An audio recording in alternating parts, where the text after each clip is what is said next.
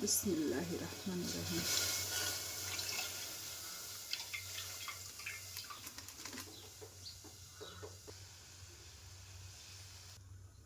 বিসমিল্লাহ।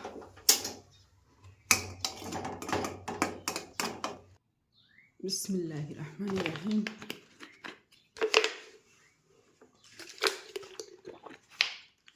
সকালবেলা নামাজ পড়ে কোরআন তেলাওয়াত করে সকাল সকাল চলে আসলাম, খালি পেটে আগে পানি খেয়ে নিলাম।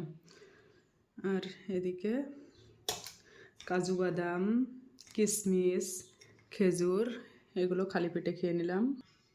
এই যে এবার কলা দিয়ে কেকটা দিয়ে খেয়ে নেব।